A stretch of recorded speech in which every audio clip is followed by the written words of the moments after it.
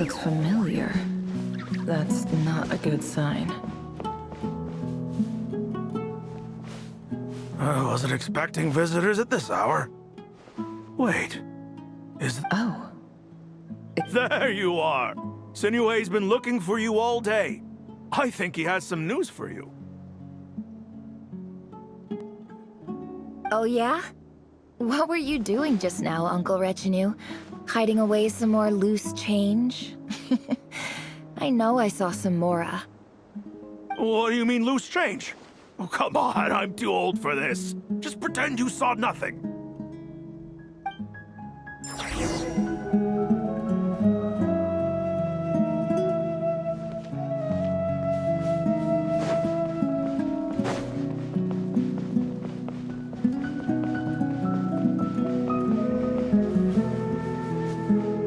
Hey, kid. Mind telling me what Sinuhe's been up to recently? I'm trying to get in his good books and I need a way in.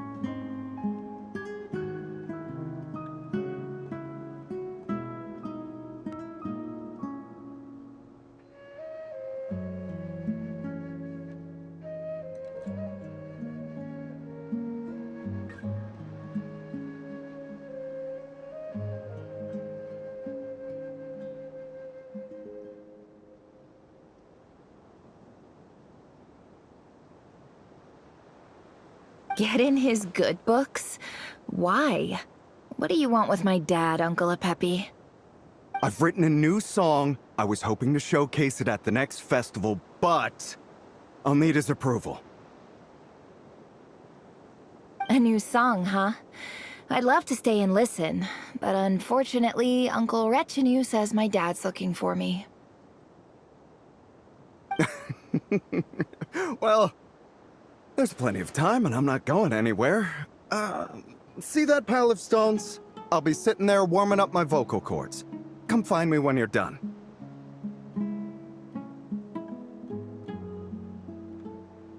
Pile of stones.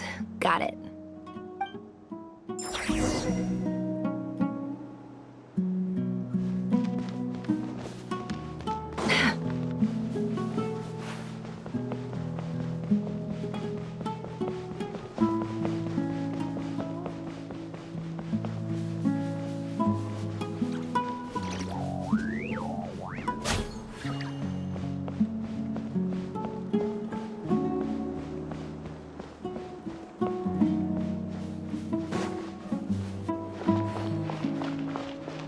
Hi, Dad.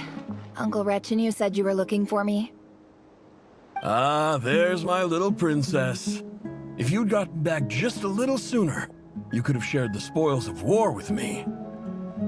Spoils of war? Who were you fighting against, Dad? It was just a figure of speech. The aftermath of a sandstorm is no time to be waging war. I was talking about our war against thirst. I went out to fix our water supply problem, and now I'm back. Which means... We have a well again! That's right. I found a new one and brought back as much water as I could carry. It should last us for a good while. If it wasn't for these blasted sandstorms, our wells wouldn't be caving in. You wouldn't be spending all your time out searching for new water sources. As the chief of our tribe, I'm supposed to be leading us out of hardship and poverty, onto better things. You know how prosperous our ancestors were. I've told you all the stories. And look at us now, squeezed into these hovels. No one would choose this, if it wasn't for the endless wars over the years.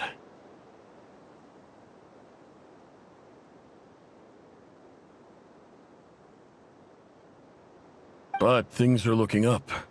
I started working with some folks from the academia a few months back.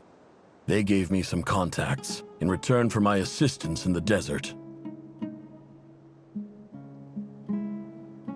So you're the academia's helper now? Special ambassador, they call it. Think of it as a partnership. It's nothing bad, okay? We've been isolated here in the desert for too long. Seeking opportunities elsewhere is the best thing for us. and the fastest way to progress. So, do you get anything good out of being a special ambassador? Of course. My luck's improving all the time. One day, I swear I'm gonna lead us out of this place. We'll find somewhere new. Somewhere better.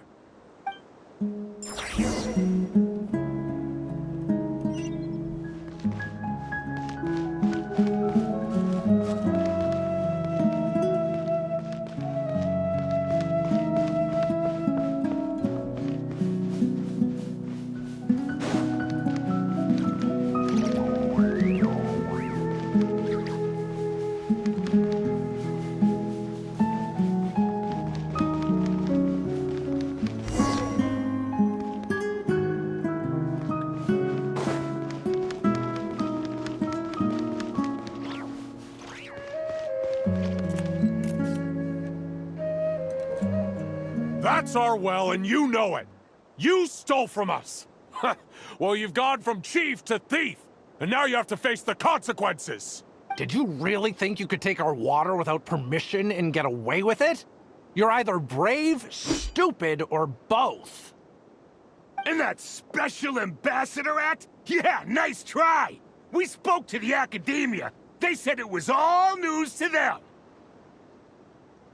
You're a liar and a cheat!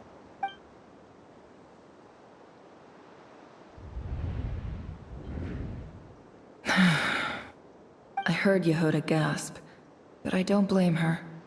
Most people are terrified by the sight of blood. Corpses strewn across the ground. The wounds are clearly from scimitars and daggers. The desert dwellers' weapons of choice. There's a handwritten note on the ground. Let's see what it says. Halil, this is Sinuhe, chief of the Shimti tribe. Surely you remember me. I was the one who helped you and your colleagues avoid the quicksand in the desert. This is my second time writing to you. I assume my last letter must have gotten lost in the mail, as I didn't receive a reply. I hope this one makes it to you safely. I'm writing to you because I need some help. That sandstorm the other day completely blocked up our well, forcing me to look for another water source in Iab and Unut territory. It was a matter of survival. Praise the gods. The well of the Iab tribe was intact. It was my last resort. I drew what water I could and left, but not without being spotted. I fear they will retaliate. You told me to write to you if I ever needed help. You said you'd be my ally in the academia.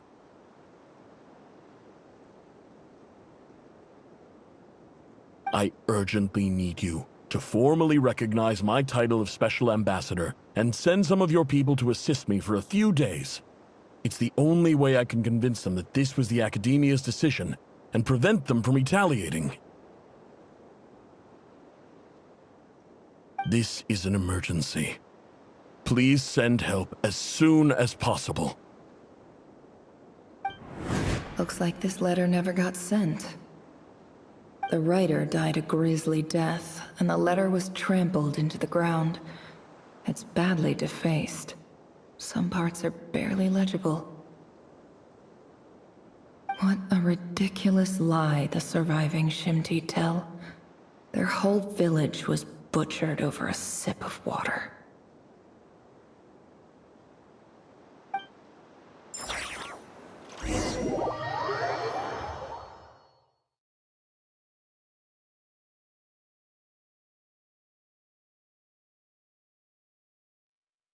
Ah, officer. Welcome. Welcome to our humble village. I thought you would at least have the courtesy to provide some respectable libations.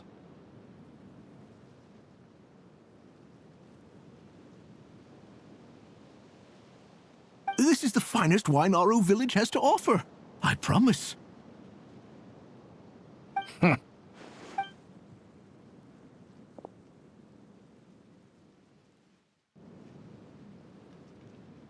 The Academia has agreed to reserve a single space for a candidate from your village. But I remain skeptical of this entire endeavor. I highly doubt anyone in this desert possesses serious academic potential.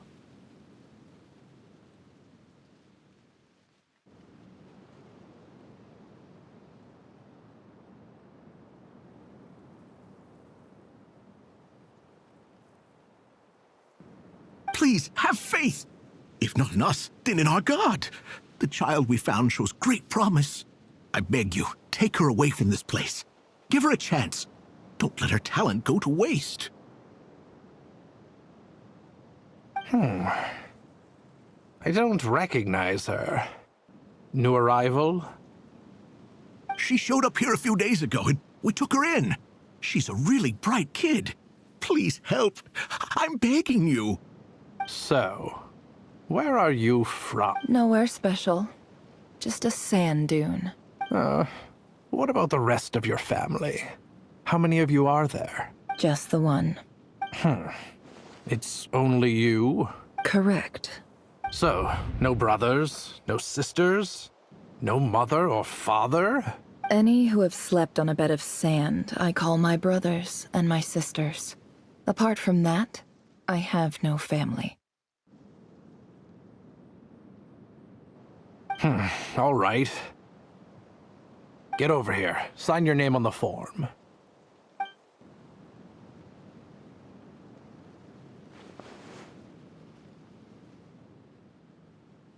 Never?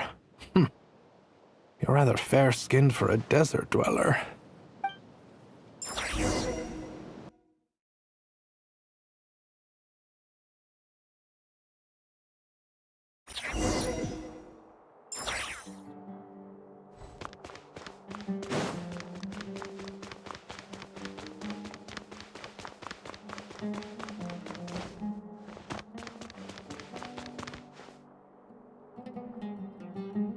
Nefer, this term's assignments have been issued already.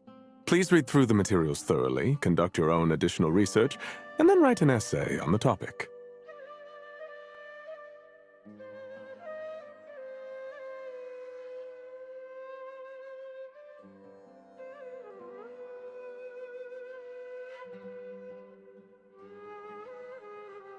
Yes, Professor, I'm aware. I just had a couple more questions I wanted to get your perspective on.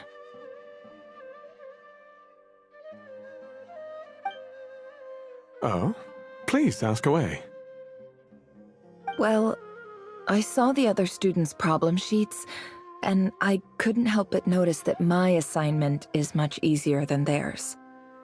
Do you really think I'm a weak student? A weak student? Goodness, no. Quite the opposite. You have a sharp mind. Almost too sharp. I think what you're saying is, a weak student wouldn't have noticed the discrepancy. And if they did, they certainly wouldn't complain about the lighter workload.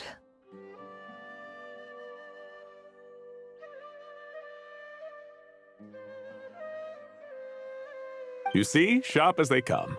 You see things the way they are, and I'm sure you know why they're like that.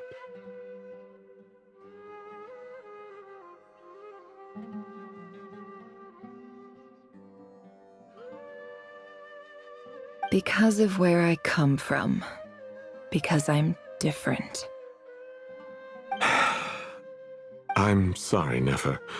I don't like it any more than you do. It's just... Anyway, you said you had a couple of questions? What's the other one? I wanted to check. If someone sent me a letter to the Academia, where do I go to collect it? Ah, your family wrote to you. Well, as long as they put your name on the envelope, someone should hand it right to you.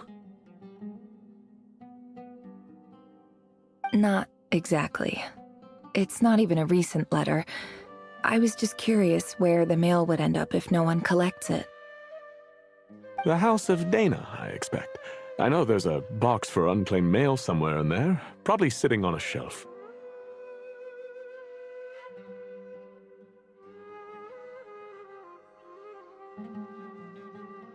Whatever you're looking for, that'd be the place to start. Okay, got it. Thank you, Professor. Oh, don't mention it. Honestly, I feel like I failed you. I'm supposed to be your teacher, but I haven't taught you anything. Hey, don't say that.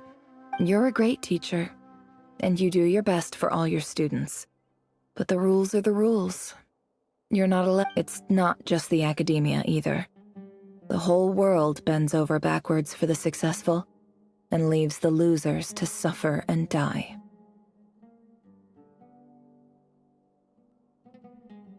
Oh, my dear child. Don't tell me you've given up on life already. I haven't. I just think that if you want to make it in this world, you have to find a way to become successful.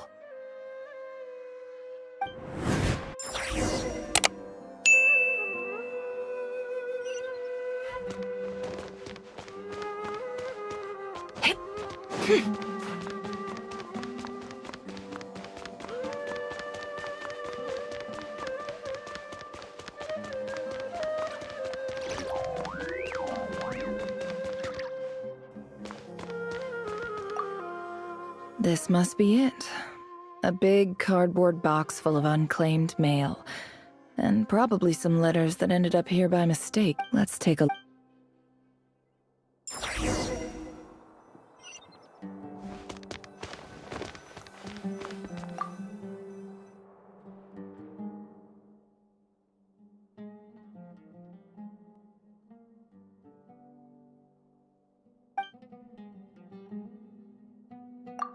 A dilapidation survey from Port Ormos. Looks like it's from a Core of 30 representative. What a strange thought. A bunch of mercs losing sleep over rundown buildings.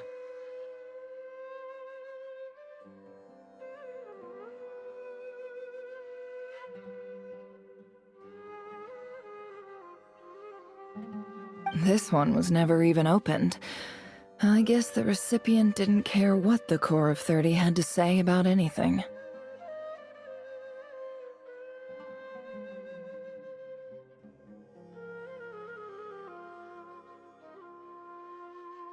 Who was it addressed to? I don't recognize the name, but it must have been a Kasharawar professor.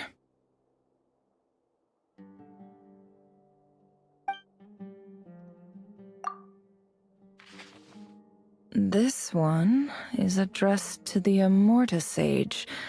The title is Changes Observed in Satyavada Life Symptoms. Why do all these letters read like full-blown dissertations?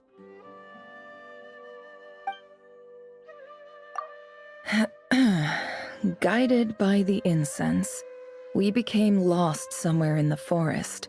All the barriers between levels of consciousness disappeared as our minds soared around in circles, looking for a branch to seek refuge on. In clinical terms, these symptoms fit the description of incense poisoning.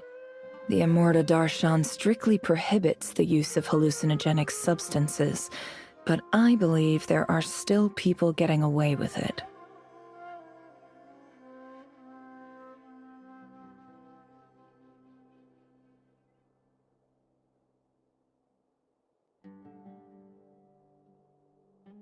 For example, my neighbor who always breaks out into song and dance after using incense. Really think I'm a weak student? A weak student? Goodness, no. Quite the opposite.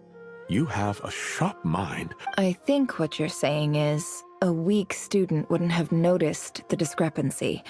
And if they did, they certainly wouldn't complain about the lighter workload. You see, sharp as they come. You see things the way they are, and I'm sure you know why they're like that. Because of where I come from. Because I'm different.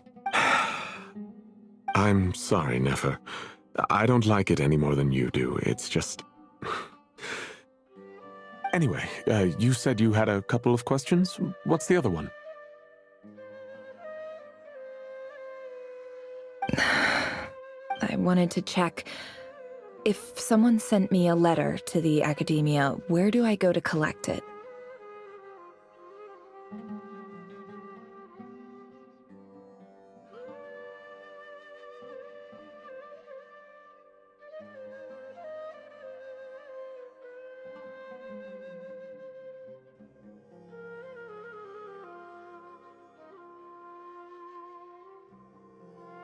Ah, your family wrote to you.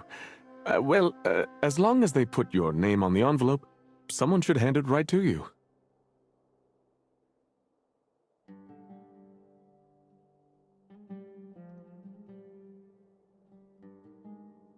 Not exactly. It's not even a recent letter. I was just curious where the mail would end up if no one collected.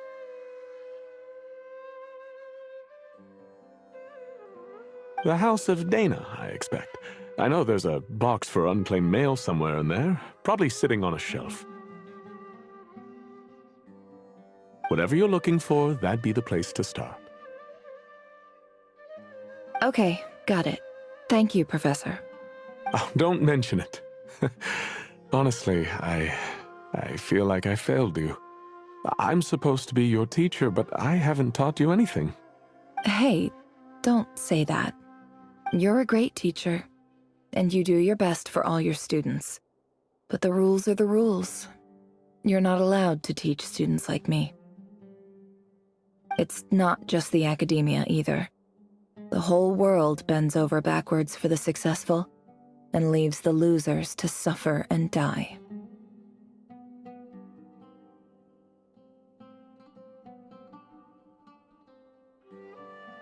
Oh, my dear child. Don't tell me you've given up on life already. I haven't. I just think that if you want to make it in this world, you have to find a way to become successful.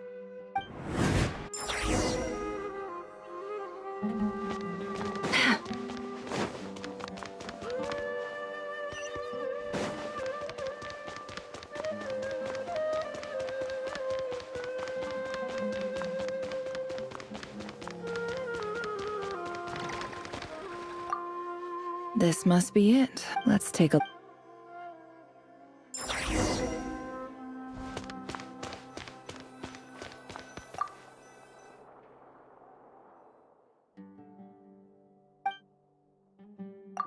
A dilapidation survey from Port Ormos. Looks like it's from a Core of 30 representative. What a strange thought. A bunch of mercs losing sleep over rundown buildings.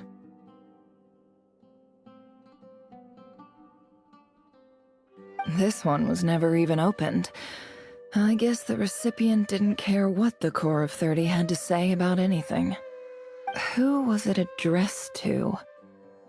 I don't recognize the name, but it must have been a Kasharawar professor.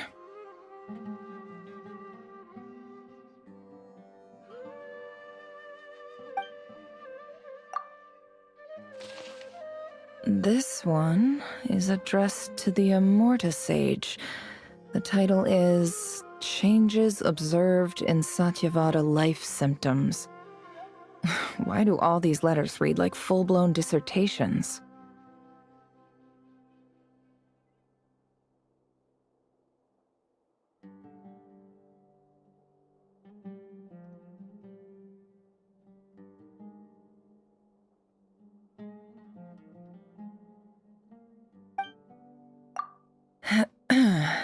Guided by the incense, we became lost somewhere in the forest. All the barriers between levels of consciousness disappeared as our minds soared around in circles, looking for a branch to seek refuge on.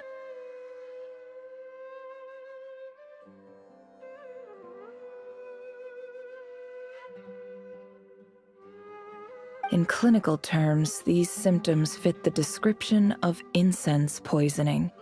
The Immorta Darshan strictly prohibits the use of hallucinogenic substances, but I believe there are still people getting away with it. For example, my neighbor who always breaks out into song and dance after using incense. This seems like something the academia would want to know about. Why wasn't it collected? Wait, what's this written on the back? It's so small. The note says, "The sender authored this letter while under the influence of mushrooms. I would send it back, but no return address was provided. Stamped by the Grand Conservator of the House of Dana."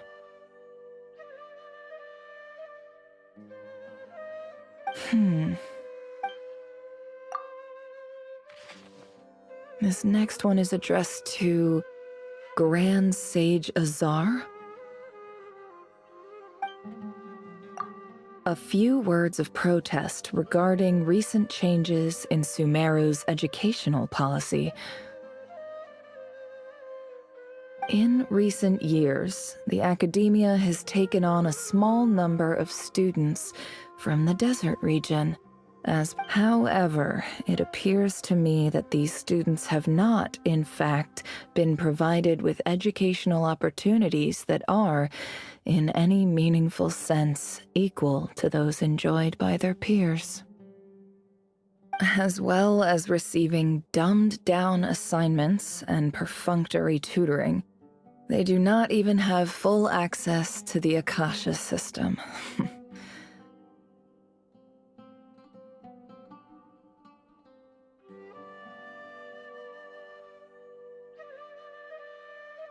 Education is the fundamental purpose of this institution, which should go without saying in a nation whose founding virtues are knowledge and wisdom.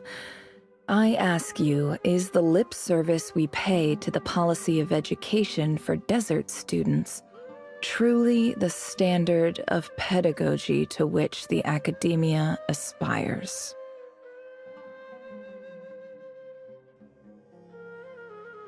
As Grand Sage, policy decisions are your prerogative, but do not forget your roots. You and I were once students too, as was everyone else in this institution. I do hope you will give some serious attention to this matter. I encourage you to discuss issues like this with myself and others, and listen to some alternative opinions.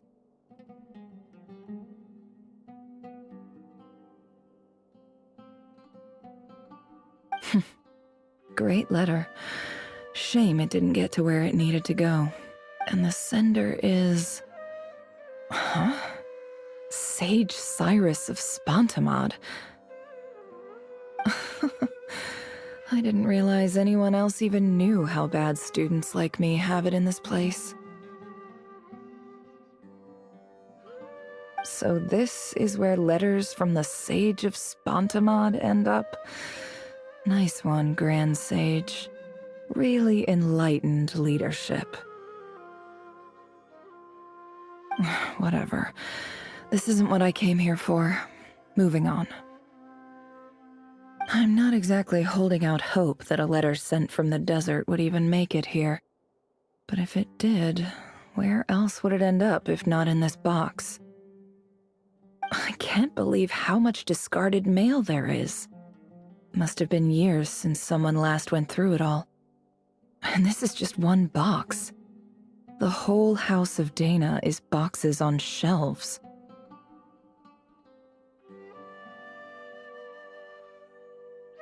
I don't believe for one second that any human being has sat down and read through all the documents in this place. Who has that much free time on their hands?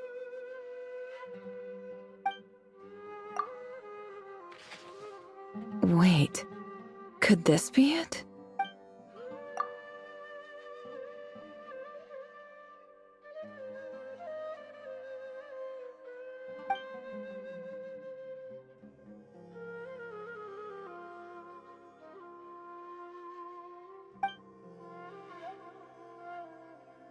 Greetings, Halil. My name is Sinuhe, chief of the Shimti tribe. I was the one who came to you and your colleagues' aid when you ran into trouble in the Great Red Sand. I don't know how well you remember it now, but I brought you to safety and gave you some water and other supplies. You seemed very pleased and told me your name.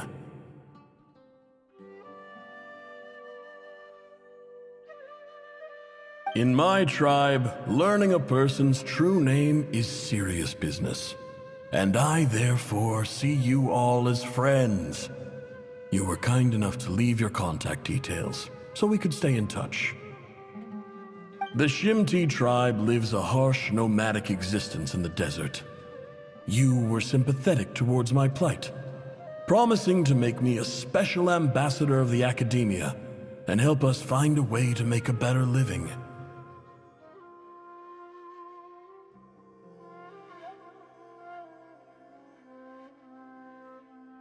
This brings me to my reason for writing. Our tribe has fallen on particularly hard times, and I would like to ask for your assistance. There was a terrible sandstorm a few days ago, which blocked up the well in our land. To ensure my people's survival, I had no choice but to venture into Eob and Unut territory. The Eob and Unut are descended from the Thamudians, while we trace our ancestry to Tulatula. We worship the Lord of Flowers and have had relatively good relations with our fellow tribes up until now. I found a well belonging to the Eob tribe. They declined to help us, but I really had no other option. So I took some water to keep me and my tribe alive. My actions are certain to incur their wrath.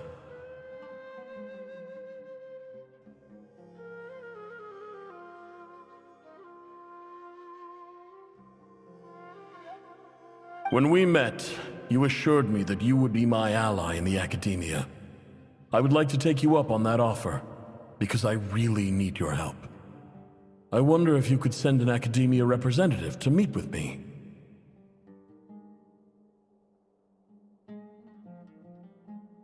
That aside, the last time you were here, you mentioned that the academia had started accepting students from the desert, and I told you a little about my daughter, Nefer.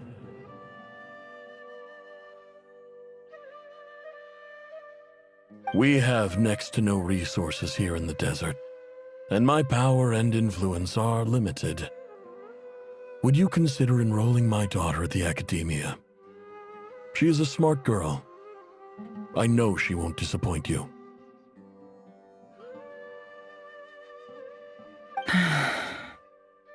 From the outset, the academia never took you seriously. Those things they promised were just empty words. I doubt they even remember the name Sinuhe. And you were so emphatic that your luck had finally changed for the better. You swore you'd lead us to a better place one day. You spoke with such conviction, like you were the most powerful chief in the whole desert. You liar. You lied about everything. You promised the world, and who fell for it? Just me, by the looks of it. Which makes you a pathetic liar. You weren't even any good at it. I think I'll take over from here. Let me show you how it's done.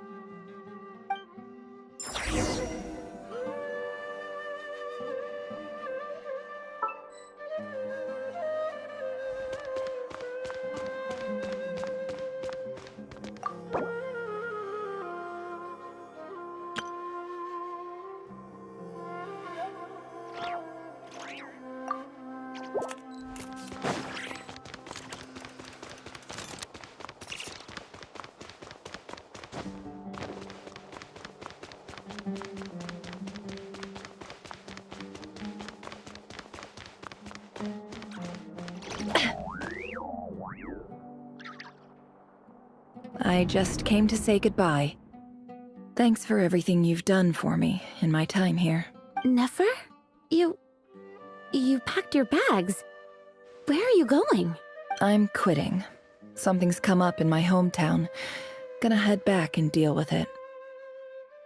Huh? But this was a hard-won opportunity for you. You know that better than I do. It was. But it doesn't matter.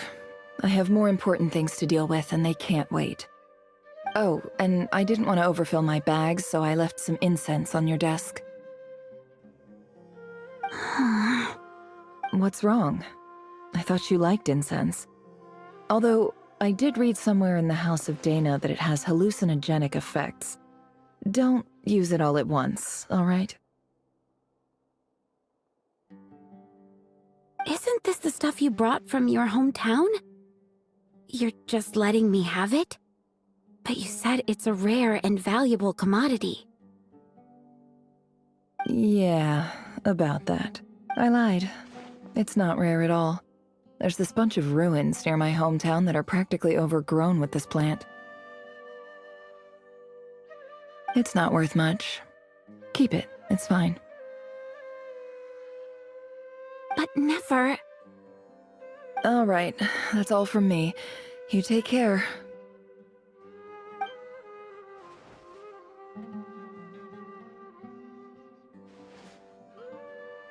Don't forget me, okay? I mean, we're more than just classmates, right? We're friends. Yeah, I'll remember you. I lied again. That incense is worth a fortune, and it's a rare find even in those ruins. And as for remembering her, I have far too much to do when I get back. No time to reminisce. I'll be lucky if I even make it through this alive. But either way, I expect I'll forget you pretty quickly.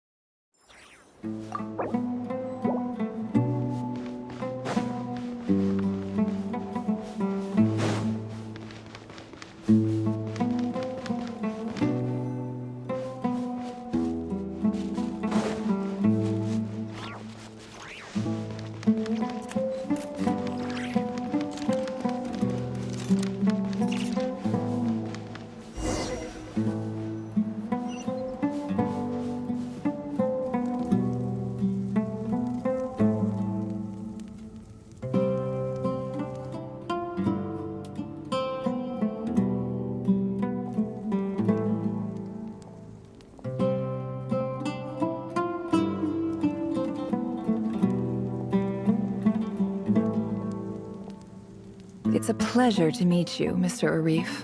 So, what does the Academia want? Since they've sent their special ambassador, I assume there's a big business deal to be made. If not, I'd be very disappointed. Please, sir, lower your blade. You're lucky I'm the one they sent. Not all special ambassadors share my admiration for the Iab people. The ever-shifting balance of power in the desert reduced the once great civilizations of this region to rubble and sand. But the story of the Iab has a very different trajectory.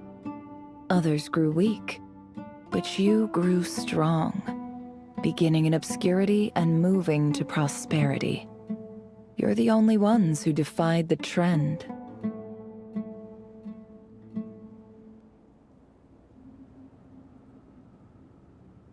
Huh. So, you do know who you're dealing with? This well is the perfect symbol of your strength, is it not? It used to belong to the Unut, but it looks like you have control over it now. You're not wrong. But I'm sure you didn't come all this way just to flatter us. Of course not. I came to bring you some very good news. Some information that recently came to light, which might just be your ticket to freedom. Records uncovered by the Vahumana Darshan show that a certain well currently under Iab control is built on top of some ancient ruins. These ruins are of great archaeological interest to the Academia. I checked the map carefully on my way over here, And I'm confident that this is the well in question. The Academia is offering 50 million mora in return for excavation rights. 50 million? No, wait. If these ruins are as important as you say, 50 million's a little low, don't you think? Don't get greedy, Iab. We know far more than you think. We know that you seized this well by force. Wasn't that the first step in your rise to power? To drive away the Unut and steal their water supply? So what if it was?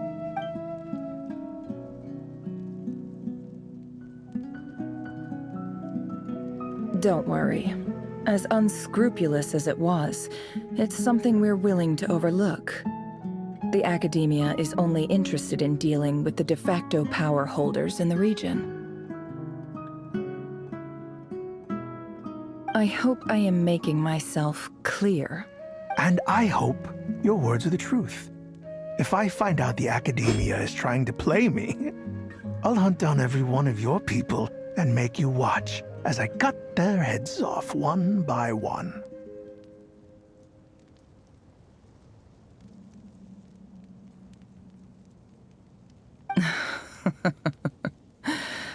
I assure you, Chief, that would not be in your long-term interests. You see how I'm dressed, don't you? I appreciate that you've never been to the rainforest, but surely even you recognize an ambassador's attire when you see it. And what does a barbarian like you have to lose anyway? You really think the Sumeru Academia would bother to come all this way just to lie to you? We have more important things to worry about. All right, I take your point. The Academia is the highest authority in the land. I'm sure you're trustworthy people. In that case, we have a deal. We will sell you the excavation rights.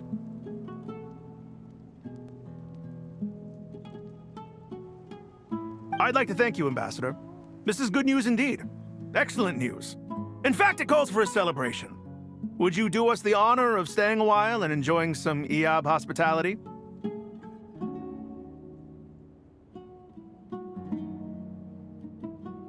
Gladly. I am partial to wine myself, and I trust you are as well.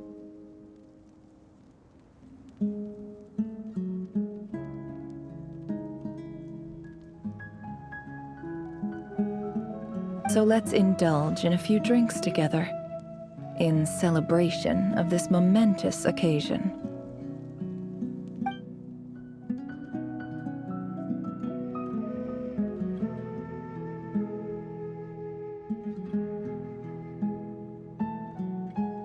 Chief! Chief, it's an emergency! It's the Unut. They've taken the well. What? Well, don't just stand there. Take it back. Yes, Chief. I have every confidence in the Iab's military superiority, and yet... What is it? The Unut's response was alarmingly fast. The day after we reach a deal, they seize the well. This can't be a coincidence. Perhaps there is a traitor in your midst. I don't think so. I am obliged to remind you, Chief, that the Academia will only deal with the de facto power holders. If you cannot regain control over the well, I'm afraid you won't see a single mora of that 50 million. No! Please, Ambassador, just give me some time. I swear the Unut will not get away with this. That well is ours, and so is the mora. Glad to hear it. I will wait here for an update. If there is a traitor, I will find them. In the meantime, make yourself at home. I'll report back as soon... Much obliged. Wow. All it took was a few words and I've got him wrapped around my finger. What an amazing feeling. So, in summary, Ambassador, the Academia would rather negotiate with our tribe instead of the Eab, yes? The Eab are ruthless murderers who don't listen to reason. And now they have the gall to interfere in our research projects in the desert region.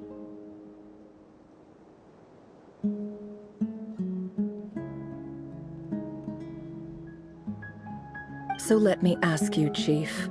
If you were the Academia, what would you do? Kill them all. Precisely. The Academia does not tolerate those who stand in our way. The Eab have held back our academic pursuits for too long, and our patience is wearing thin. At the same time, there is simply no way that the Academia can be seen to be intervening in desert affairs. I'm sure you understand where I'm... We have our own rules out here. If the rainforest dwellers raised arms against a desert tribe, it'd start a bloody war. Right. We can't confront them ourselves, but we can support their enemies. The Unut have always had strained relations with the Eab, which makes you our natural allies. Natural allies? Weren't the Eab your allies once? You were quick to send them after us to protect your interests back when we stole that water. And now look at you. You're at each other's throats.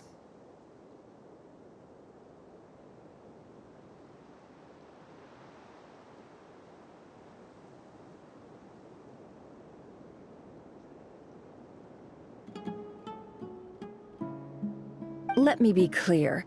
The Academia wishes to collaborate with the legally recognized rulers of the desert in this matter. We are asking for excavation rights to that well, and our offer is 50 million mora.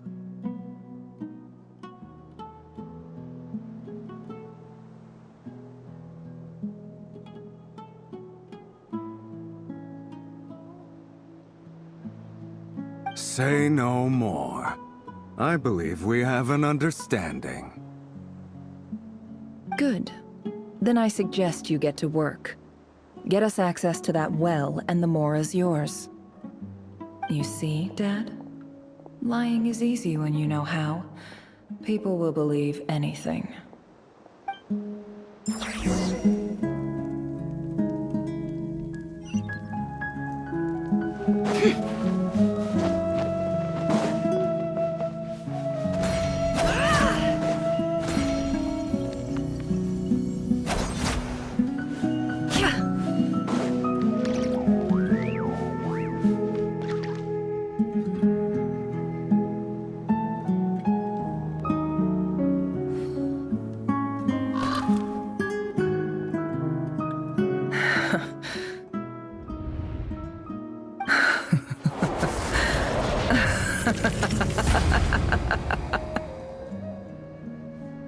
Look at yourselves. You may be vile, savage monsters, but your butchered bodies bleed like any others. You're no different. You're nothing special at all. The monsters who destroyed my home, they're just ordinary, petty human beings. What? I think we're even now. Maybe I've even done the desert a favor. It's a better place without all these people around.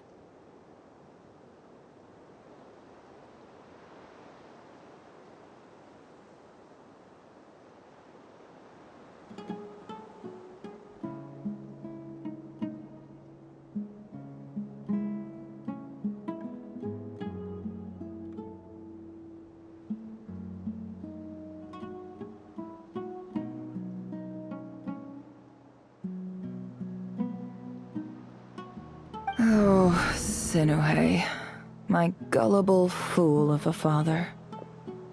Perhaps if you'd been as ruthless as I was today, our tribespeople would still be alive.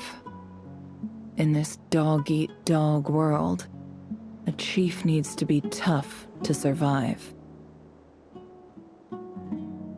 But you couldn't do what had to be done. So I did it for you. Nefer, it's okay. All of this is in the past now. I believe I remember you promising to remain silent. Yeah, but even so... Yehoda, is there anything you can do to ease the tension?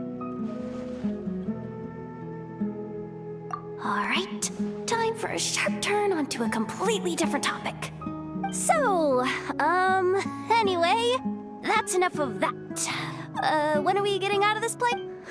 Feels like we've been walking forever. I'm getting pretty tired. Oh, Alma, you tired? Yes. If we can find somewhere to sit down, I could certainly do with a rest. It's not far now. There should be a temple just up ahead. Yes. Really? A temple? That's where this story ends? I guess that's how things go in the desert. Desert dwellers can never escape their destiny. Or so everyone says. I never wanted to believe it, but looking back now, I'm as desert as they come. You mentioned a temple. What's waiting for us there? My biggest trade secret of all. Ah. Then I'm guessing it's where you got your power from.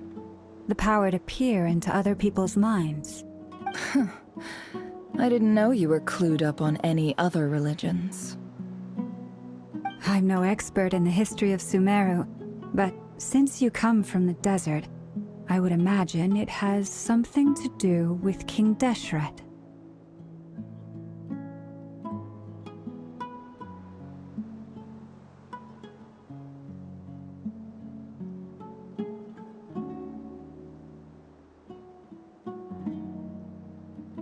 Sounds impressive.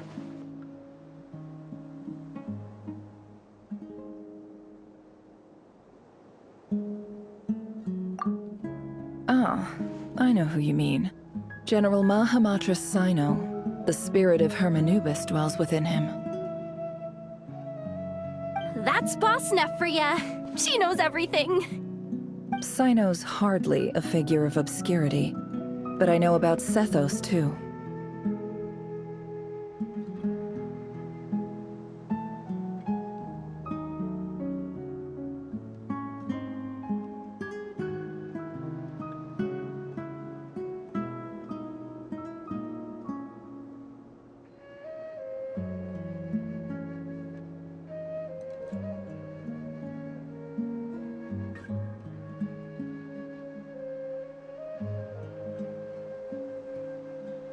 What about him?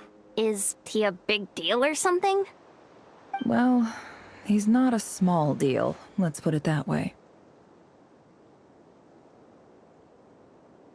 Please, this is the bare-bone basics. Save the flattery.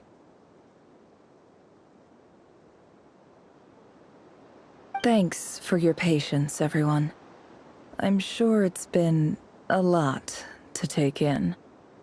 With any luck, that's our exit just up ahead.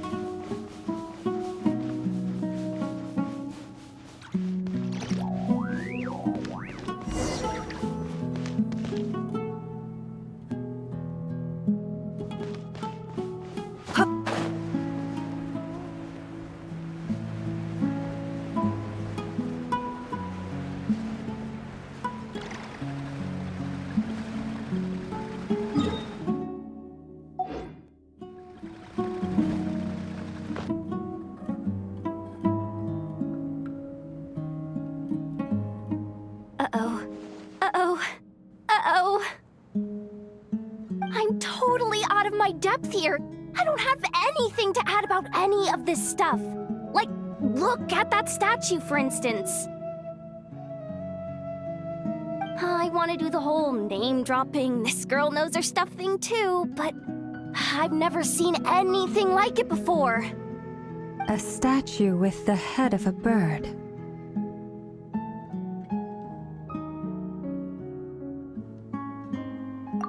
That's Thoth, the Ibis King, one of the 7 pillars of King Deshret.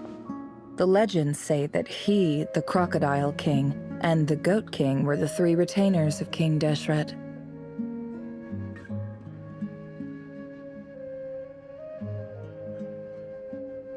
Let's take a look.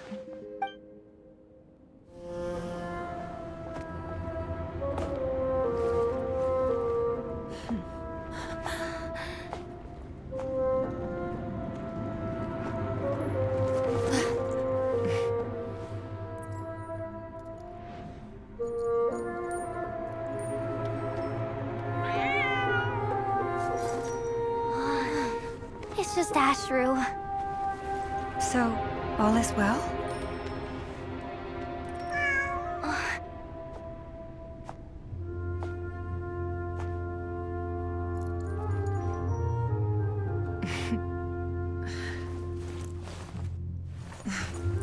Typically speaking, at this point, the world disintegrates. Then we find ourselves back in the outside world. Besides, these are my memories. There's nothing to fear. You're sure? Of course. It's almost over.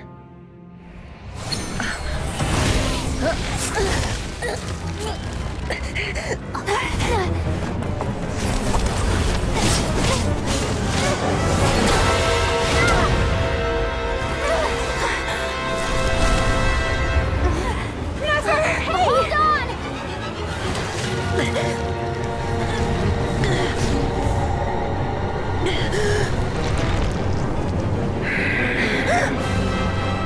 Knowing too much is always a death sentence. Speak for yourself.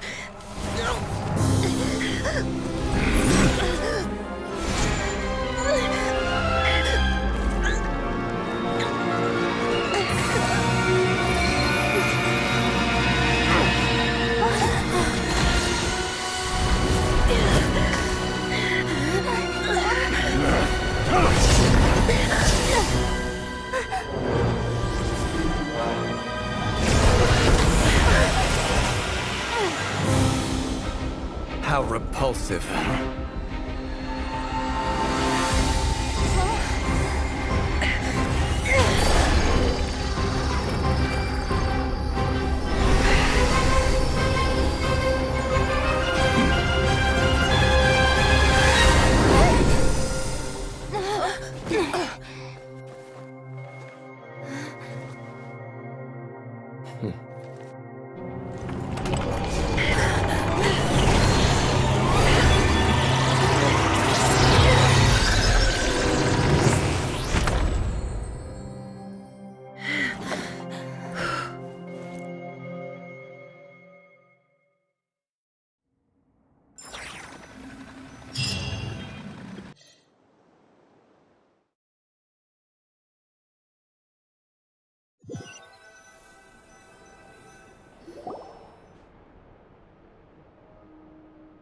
Timed that pretty well, didn't I?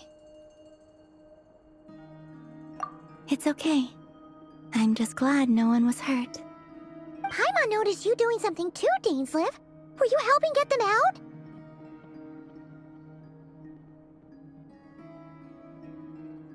Of course. When I asked Nefer to conduct this investigation, I was not naive to the dangers involved. I had a duty to ensure your safety. Good to know your sense of justice is still intact after all these years. I take that to mean that you saw the truth. That comes as a great relief. I certainly did. And thanks to your help, I also managed to trap Rerir inside the chess set. Whoa, really? How'd you manage that? Well, to be honest, I sensed that something was wrong long before we made it to the temple. By using this fragment to probe into Rerir's past, well, the monster formerly known as Rerir, it seems I alerted him. I was tracking him, then he caught on and started tracking me too. Can't say I'm surprised.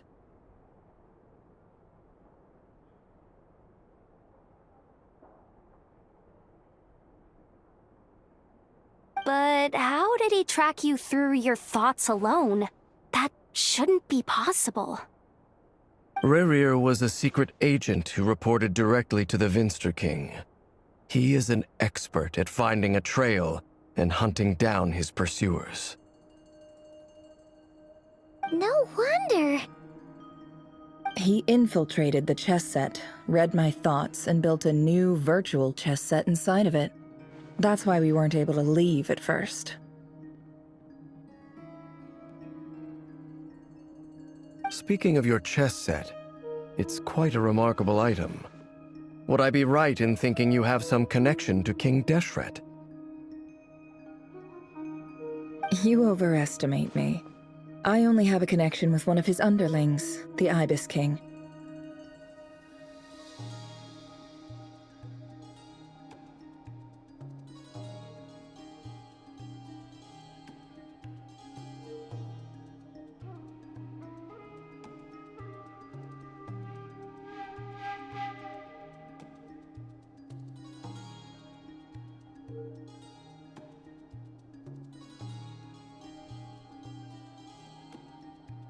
You all saw how this came to be. A long time ago, the Iab massacred my tribe, the Shimti, in our home village. A few years later, I enrolled in the academia, where some new information came to light.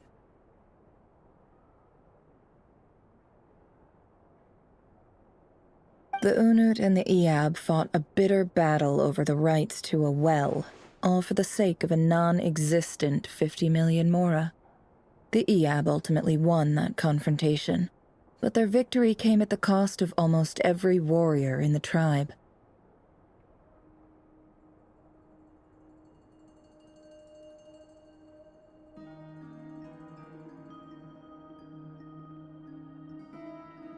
The final blow to the Iab came at the victory feast, when an Unut assassin beheaded their chief right before my eyes. The remaining Iab fled and have been scattered to the winds ever since.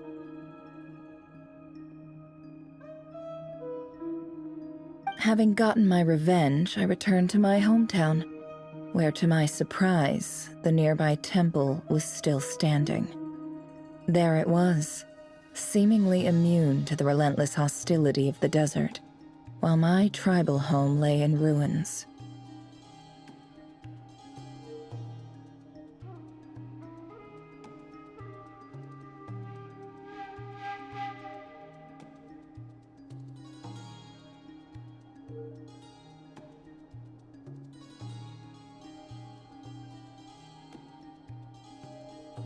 As I stood there gazing at the temple, I noticed a cat just outside. This cat, as it turned out, was home to the spirit of the Ibis King. He led me to a gate deep inside the temple, and there he made a deal with me.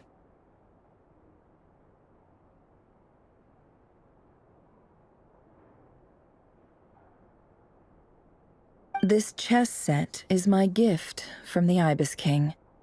The chessboard within is made to the same specifications as the one in the mausoleum of King Deshret, and represents his power of piercing analysis.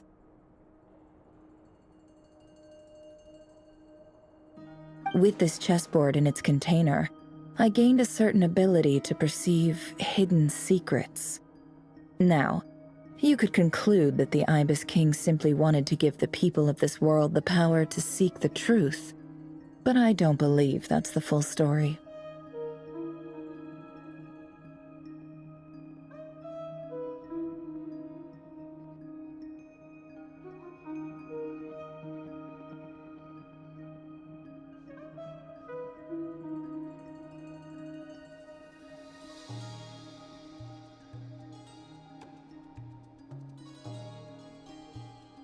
Every god plays favorites.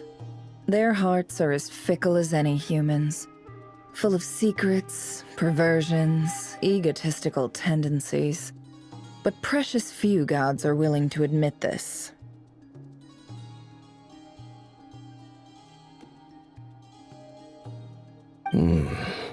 It is the same with all powerful forces, including fate itself. Their gaze falls preferentially upon a select few. As you rightly point out, this is an act of favoritism.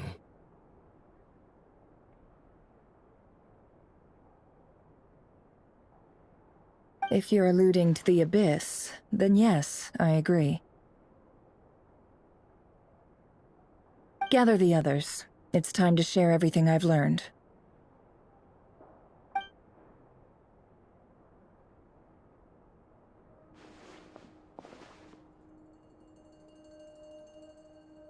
Thank you all for being here.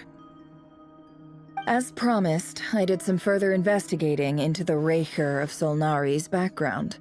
I am pleased to report that the investigation has been most fruitful indeed.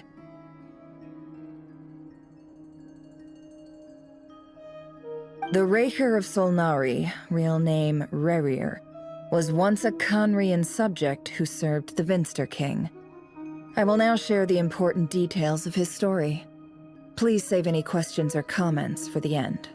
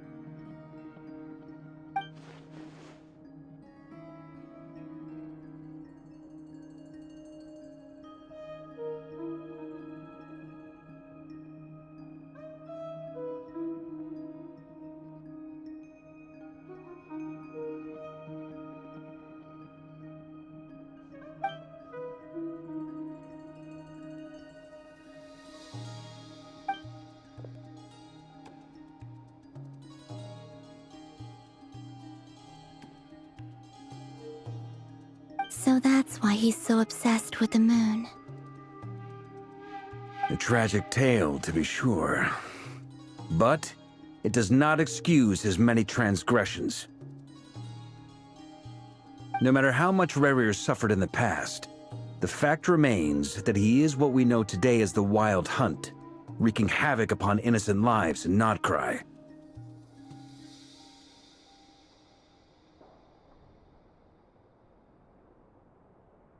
He becomes more dangerous with each passing day. If left unchecked, it is simply a matter of time before all of Tevat suffers the consequences. This is a threat that the Knights of Favonius cannot ignore.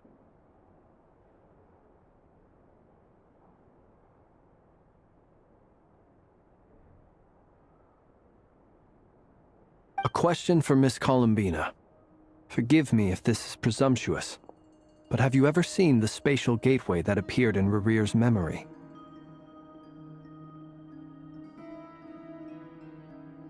Never. But I have heard stories of something called the Moon Gate, and this seems to fit the description. Miss Lama, any thoughts on this? In In the lore of the Frost Moon Scions, the moon is believed to hold many secrets. Some sources speak of ancient knowledge, others of a gateway to the unknown. The term Moongate is one I have heard before, but as is the case with all of our legends, there are no records of any first-hand witnesses. We cannot know whether it truly exists. Then back to Miss Columbina. As a moon goddess yourself, do you have some idea of where the Moongate leads to?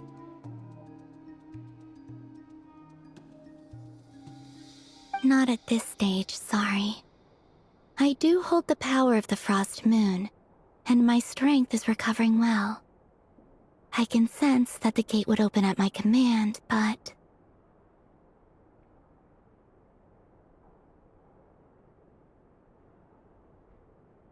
But there's more to the power of the Frost Moon than that? Yes. A moon goddess has the right to open the moon gate, since it is a path to the moon. But as Nefer mentioned, holding open a spatial gateway takes a huge amount of power.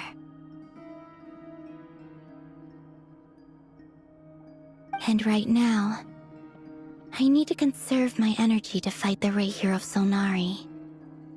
I'm afraid this is one mystery we may have to leave unsolved for now. I agree. Better to save your strength. But if you'll humor me for a moment, I have a bold conjecture of my own regarding the world beyond the gateway. I highly suspect that neither Tholindis nor Rarir made it through unscathed. The evidence pointing to this is the fact that the Rahier of Solnari exists in the form of countless fragments.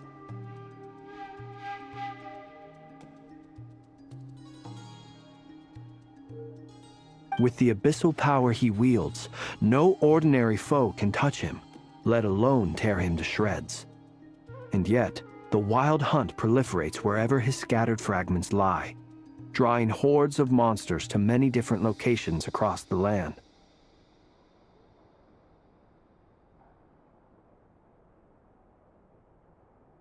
So your theory is that Rarir was physically torn to shreds by some powerful force? Hence, why the Wild Hunt is a distributed phenomenon, rather than a unified one? Makes sense to me. Explains why the Wild Hunt is so pervasive, and why he's been trying to piece himself back together. He was whole to begin with, and he wants to be whole again. Without the power of the Abyss on his side, he almost certainly would have perished the moment he was torn apart. But the Abyss, much like a curse, has kept him alive.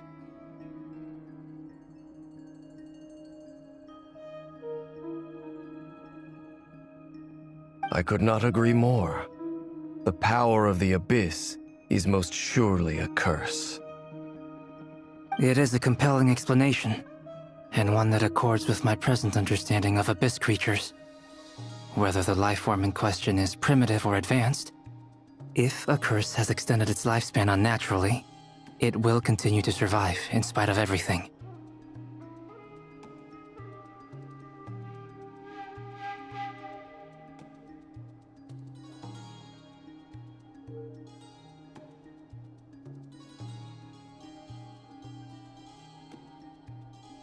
This raises some interesting questions. I will run some experiments and see if there is any validity to my suspicions. That being said, regardless of whether my research bears fruit, I would like to thank Miss Nefer for conducting such a thorough investigation. Already, it has greatly enriched my understanding of the entity we face. My pleasure, Mr. Albedo. I too hope that the information I have shared today proves useful as we look to formulate the next stage of our plan.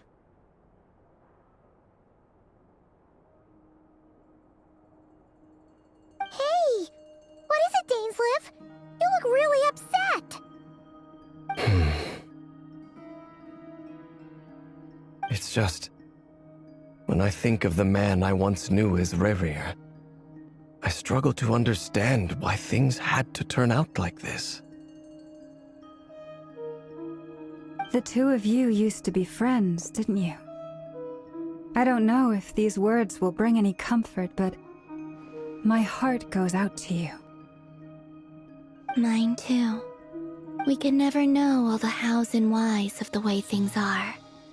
The moon and stars are full of untold secrets and lies, and the skies are host to many more mysteries than these alone.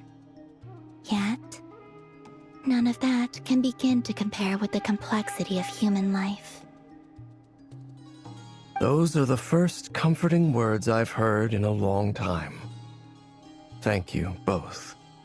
Well, I think this is a good place to end today's meeting. I'm sure Nefer needs some time to recover. She's been through an awful lot today.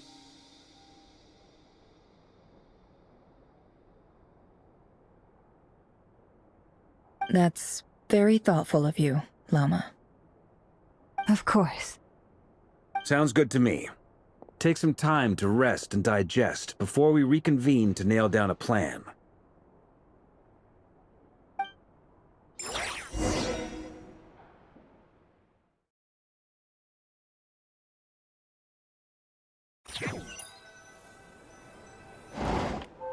Hey, is this a bad time? Hope I didn't kill the conversation.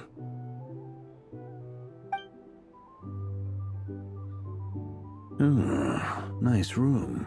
Oh, I'm not coming in, though. Why not? It's just a hotel room.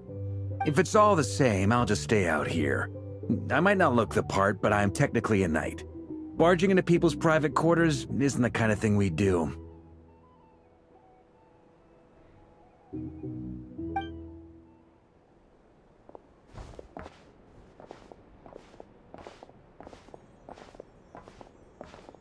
Anyway, Nefer went back to the curatorium to get some rest. But before she left, she shared some things with me that I thought you should be aware of. Firstly, although she managed to trap the Raker of Solnari inside her chess set, there's no guarantee that the power of the Ibis King is any match for one of the 5 sinners. Their powers are beyond our comprehension. It's only a matter of time before he finds a way to break out. We have to come up with a plan and take care of him before that happens. Honestly, my mom figured that might be the case. So, how long have we got?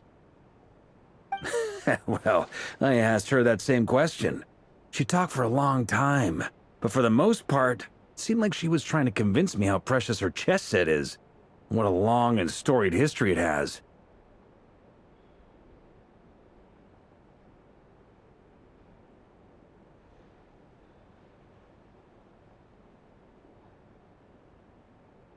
It felt like some kind of sales pitch, you know? The kind where you end up handing over Mora against your will? Anyway, after all that, she finally answered the question. 2 days, at most.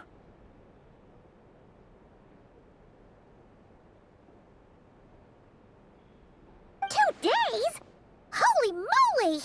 Can we even recruit enough help in that time? That remains to be seen. Which brings me to the second issue. Dainsleif is obviously conflicted about this whole thing.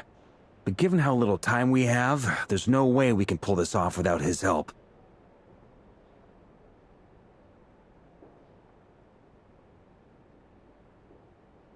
You have some history with him, right? Do you think maybe you could talk to him for us? Great. I appreciate it. All right, on to item 3. So, Albedo, Durin, and I put our heads together and came up with a plan. Can't promise it's gonna work yet, but at least it's a start. We figured we'd bounce the idea off you first. We'll explore it further once everyone's recovered.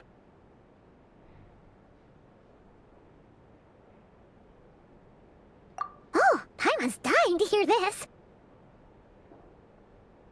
All right, so here's what we're thinking.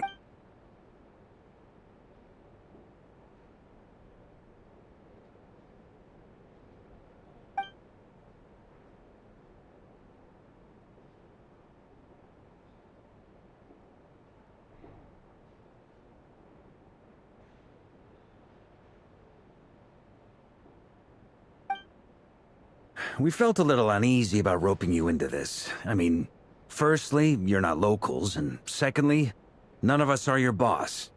You're well within your rights to refuse if you so choose.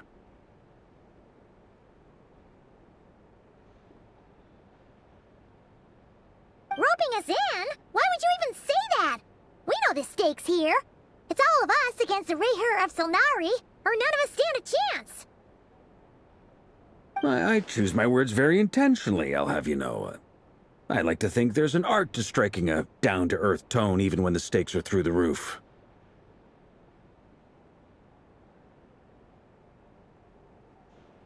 Sir Varka, I have a few thoughts about this plan.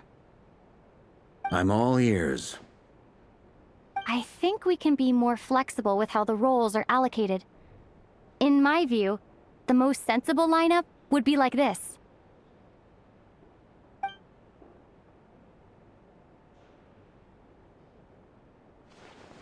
I see your point, yeah.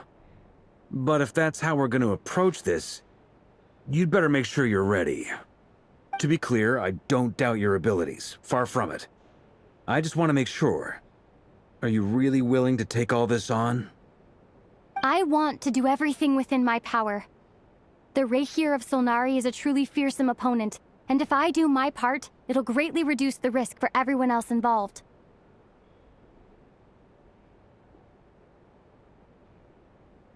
Well, that tracks with what I've heard. Jean's mentioned in her letters that you're so diligent it's almost abnormal.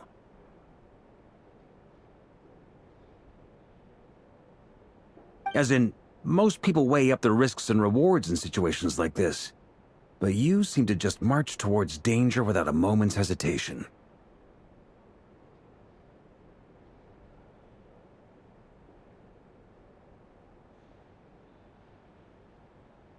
Of course, everyone appreciates a fearless pioneer.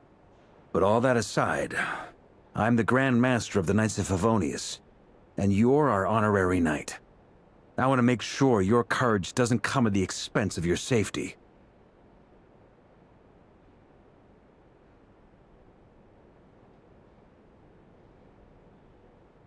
Thank you, Sir Varka. I should be the one thanking you. It means a lot to have you on board. I'll give some serious thought to your suggestions.